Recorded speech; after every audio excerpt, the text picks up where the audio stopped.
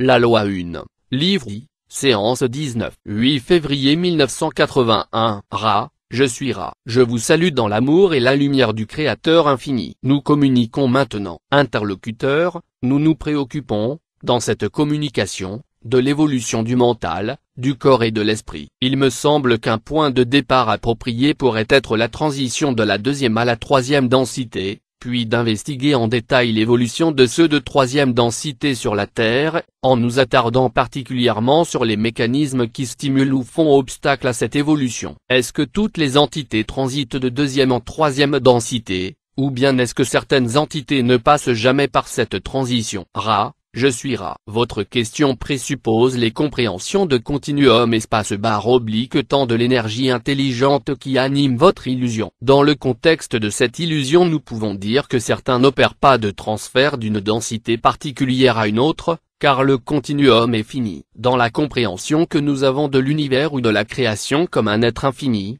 son cœur battant comme s'il était vivant dans sa propre énergie intelligente, il n'est qu'un battement du cœur de cette intelligence, de création en création. Dans ce contexte, chacune des entités de conscience a fait l'expérience est en train de faire l'expérience va faire l'expérience de toutes et chacune des densités. Interlocuteur, commençons au point où une entité individualisée de deuxième densité est prête pour la transition en troisième. Est-ce que cet être de deuxième densité est ce que nous appelons un animal? Ra. Je suis Ra. Il y a trois types d'entités de deuxième densité qui deviennent, dirons-nous, spiritualisées. Le premier type est l'animal. C'est le plus prédominant. Le deuxième est le végétal. Plus spécialement ce que vous appelez le complexe vibratoire sonore arbre. Ces entités sont capables de donner et de recevoir assez d'amour pour devenir individualisées. Le troisième type est le minéral. Occasionnellement, un certain lieu endroit, comme vous pourriez l'appeler, devient énergisé jusqu'à l'individualité par l'amour qu'il reçoit et donne, par rapport à une entité de troisième densité qui est en relation avec lui. Ceci est la transition la moins commune. Interlocuteur, quand cette transition de deuxième à troisième densité a lieu, comment est-ce que l'entité, animal, végétal, arbre, ou minéral, devient spiritualisée? Ra. Je suis Ra. Les entités ne deviennent pas spiritualisées, elles deviennent conscientes de l'énergie intelligente à l'intérieur de chaque portion, cellule, ou atome, ainsi que vous pourriez dire, de leur actualité. 1. Cette prise de conscience est celle qui est consciente de ce qui a déjà été donné. De l'infini viennent toutes les densités. La conscience de soi provient de l'intérieur, en fonction du catalyseur de certaines expériences comprenant, ainsi que nous pouvons appeler cette énergie particulière, le spiralement vers le haut de la cellule, ou atome ou conscience. Vous pouvez voir alors qu'il y a une irrésistible attraction vers ce que vous pouvez appeler la réalisation future du soi. Interlocuteur, alors, après la transition en troisième densité, ai-je raison de supposer, nous prendrons la Terre pour exemple, que les entités auraient une apparence semblable à la nôtre? Elles auraient une forme humaine, est-ce exact? Ra. Je suis Ra. C'est exact. Si on prend votre sphère planétaire pour exemple. Interlocuteur, quand les premières entités de deuxième densité sont devenues de troisième sur cette planète, est-ce que cela s'est fait à l'aide du transfert d'êtres provenant de Mars? Ou bien est-ce que les êtres de deuxième densité se sont transférés en troisième densité sans influence extérieure? Ra. Je suis Ra. Il y a eu certaines entités de deuxième densité qui sont passées en troisième densité sans stimulus extérieur, mais seulement un usage efficace de l'expérience. D'autres de votre deuxième densité planétaire ont rejoint le cycle de troisième densité par les efforts de moissonnement par la même sorte d'envoi d'aide vibratoire que ceux de la Confédération vous envoient à présent. Cette communication a cependant été plutôt télépathique que vocale ou télépathique écrite. Étant donné la nature des êtres de deuxième densité. Interlocuteur, qui a envoyé de l'aide aux êtres de deuxième densité? Ra. Je suis Ra. Nous nous appelons la Confédération des planètes au service du Créateur infini. Ceci est une simplification afin de diminuer la difficulté de compréhension parmi vous. Nous hésitons à utiliser le terme vibration sonore compréhension, mais c'est ce qui est le plus proche de ce que nous voulons dire. Interlocuteur, ainsi, cette transition de deuxième densité en troisième densité a eu lieu il y a 75 000 années, approximativement. Ra. je suis rat. C'est exact. Interlocuteur, où les êtres de deuxième densité ont-ils obtenu des véhicules physiques de type troisième densité dans lesquels s'incarner? Rat, je suis rat. Il y avait parmi ceux sur ce plan de deuxième densité, des formes qui, exposées à des vibrations de troisième densité, sont devenues des entités humaines, comme vous appelleriez cette vibration sonore, de troisième densité. C'est-à-dire qu'il y a eu perte de pilosité corporelle, comme vous l'appelleriez, l'habillement du corps pour le protéger, le changement de structure du cou, de la mâchoire et du front pour faciliter la vocalisation, et l'agrandissement du crâne caractéristique aux besoins de troisième densité. Ceci a été une transfiguration normale. Interlocuteur, sur quelle durée s'est opérée cette transfiguration? Elle doit avoir été très courte. Rat, je suis rat. Cette supposition est correcte, selon nos termes du moins en une génération et demie, ainsi que vous avez connaissance de ces choses. Ceux qui avaient été moissonnés de cette planète ont été à même d'utiliser le nouvellement créé complexe physique d'éléments chimiques appropriés aux leçons de troisième densité. Interlocuteur, pouvez-vous me dire comment ce complexe physique nouvellement créé a été adapté aux leçons de troisième densité, et quelles étaient ces leçons? Rat, je suis rat. Il y a une nécessité pour la troisième densité. Cette nécessité est la prise de conscience de soi, ou conscience de soi. Afin d'en être capable, ce complexe chimique de corps doit être capable de pensée abstraite. Dès lors, la nécessité fondamentale est la combinaison d'une pensée rationnelle et d'une pensée intuitive. Ceci a été transitoire dans les formes de deuxième densité fonctionnant majoritairement à l'intuition, ce qui dans la pratique a donné des résultats. Le mental de troisième densité serait capable de traiter l'information de manière à penser abstraitement et de façon qui pourrait être qualifiée d'inutile dans le sens de la survie. Ceci est la première exigence. Il y a d'autres ingrédients importants, la nécessité d'un véhicule physique plus faible pour encourager l'utilisation du mental, le développement de la déjà présente prise de conscience du complexe sociétal. Ceci étant également nécessaire, le développement accru de la dextérité physique dans le sens de la main, comme vous appelez cette portion de votre complexe corps. Interlocuteur, cela paraît un stade de développement soigneusement planifié ou conçu. Pouvez-vous me dire quelque chose de l'origine de ce plan ou de son développement? Rat,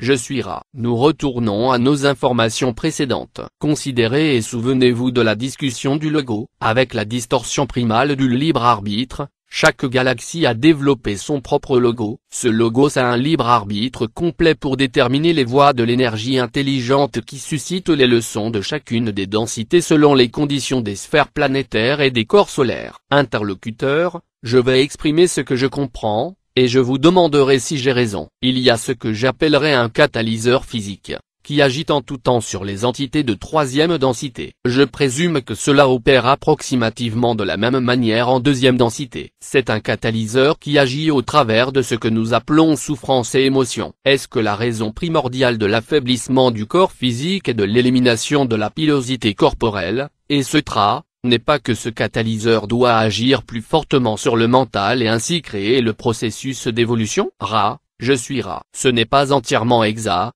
bien qu'étroitement associé aux distorsions de notre compréhension. Considérez, si vous voulez, l'arbre par exemple. Il se suffit à lui-même. Considérez, si vous voulez, l'entité de troisième densité. Elle ne se suffit à elle-même qu'au travers de difficultés et de privations. Il est difficile d'apprendre seul car il y a un handicap structurel. À la fois la grande vertu et le grand handicap de la troisième densité. C'est le mental rationnel / intuitif. Ainsi, l'affaiblissement du véhicule physique, comme vous l'appelez, a été conçu pour faire pencher les entités vers une prédisposition à interagir les unes avec les autres. Dès lors, les leçons qui approchent une connaissance de l'amour peuvent commencer. Ce catalyseur est alors partagé entre les peuples comme une partie importante du développement de chaque soi ainsi que des expériences du soi dans la solitude, et la synthèse de toute l'expérience au travers de la méditation. Le moyen le plus rapide d'apprendre est de fréquenter les autres soi. Ceci est un bien plus grand catalyseur que de ne fréquenter que soi-même. S'occuper du soi sans autrui équivaut à vivre sans ce que vous appelleriez des miroirs. Alors le soi ne peut pas apercevoir les fruits de son actualité.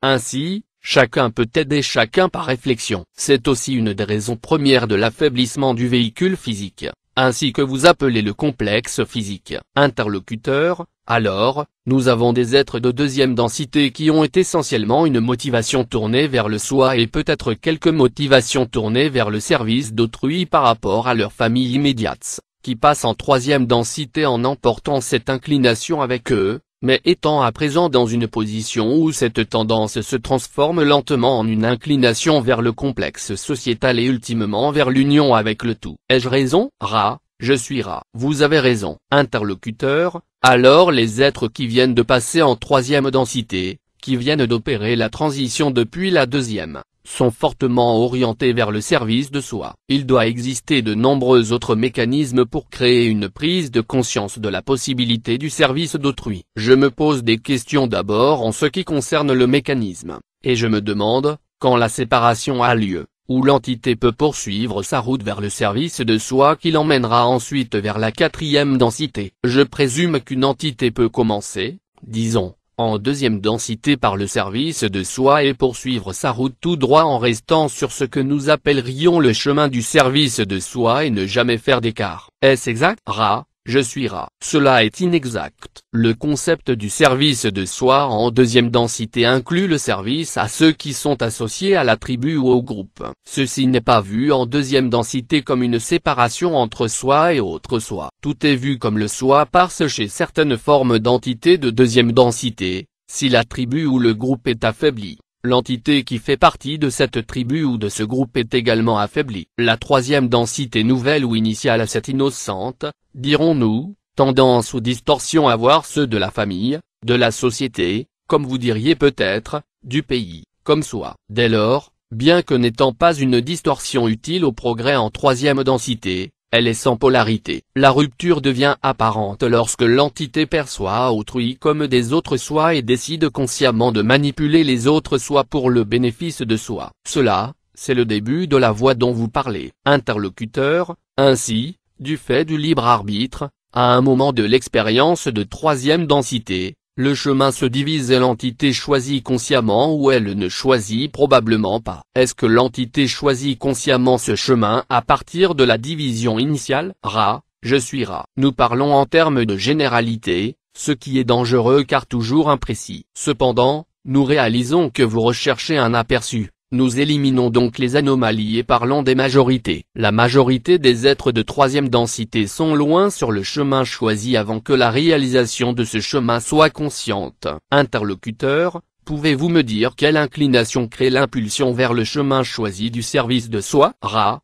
je suis Ra. Nous ne pouvons parler que par métaphore. Certains aiment la lumière, certains aiment l'obscurité. C'est une question de choix fait par le Créateur unique et infiniment varié qui joue entre ses expériences comme un enfant à un pique-nique. Certains profitent du pique-nique et trouvent le soleil beau, la nourriture délicieuse, les jeux rafraîchissants, et ils rayonnent de la joie de la création. Certains trouvent la nuit délicieuse, leur pique-nique une épreuve, une obligation d'endurer les autres, et l'occasion d'examiner les perversités de la nature. Ceux-là vivent le pique-nique autrement. Toutes ces expériences sont disponibles. C'est le libre arbitre de chaque entité qui choisit la forme du jeu, la forme de plaisir. Interlocuteur: je présume qu'une entité sur n'importe quel sentier peut décider de changer de voie à tout moment et revenir éventuellement sur ses pas, le changement de voie étant plus difficile plus on est loin sur ce sentier. Est-ce exact? Ra: je suis Ra. Cela est inexact. Plus l'entité est ce qu'appelée polarisée,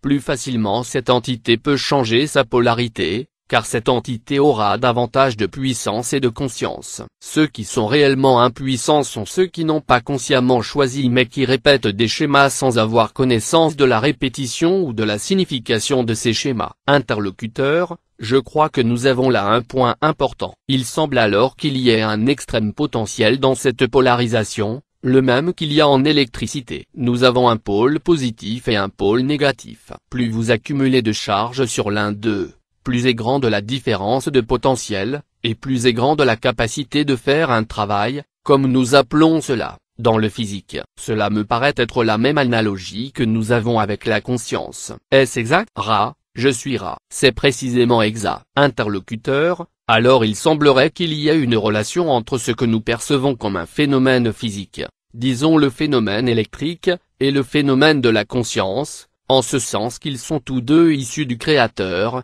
qu'ils sont pratiquement identiques, mais qu'ils ont des actions différentes. Est-ce exact? Ra, je suis Ra. Une nouvelle fois, nous simplifions à l'extrême pour répondre à votre demande. Le complexe physique seul est créé à partir de très nombreux champs électromagnétiques interagissant du fait de l'énergie intelligente, des configurations ou distorsions mentales de chaque complexe qui ajoutent au champ d'énergie électromagnétique et déforment les modèles des complexes physiques d'énergie, de l'aspect spirituel servant à augmenter la complexité des champs, ce qui est en soi parfait, mais qui peut être réalisé de nombreuses manières déformées et non intégrées par les complexes mentales et corps de champs d'énergie. Dès lors, à la place d'un, dirons-nous, aimant à un pôle, vous avez dans le complexe corps mental esprit une polarité de base exprimée en ce que vous appelleriez de l'énergie de rayon violet, la somme des champs d'énergie, mais qui est affectée par des pensées de toutes sortes générées par le complexe mental, par des distorsions du complexe corps,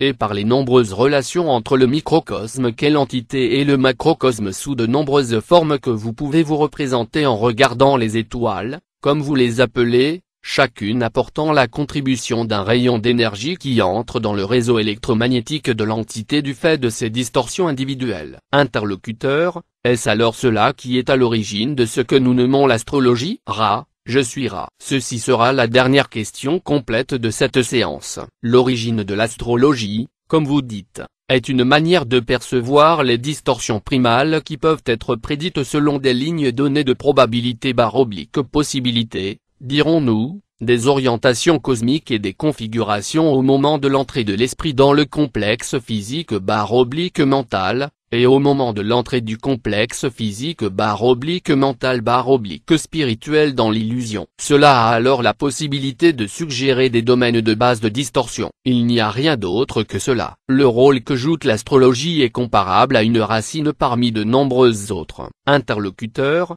y a-t-il quelque chose que nous puissions faire pour augmenter le confort de l'instrument? Ra, je suis Ra. Cet instrument est bien aligné. Vous êtes très consciencieux. Nous vous demandons de prendre plus de soin en veillant à ce que cet instrument ait les pieds protégés par ce que vous désignez par le complexe de vibration sonore des chaussures. Je suis Ra. Je vous laisse dans l'amour et la lumière du Créateur infini unique. Allez et réjouissez-vous dans la puissance et la paix du Créateur unique. Adonné.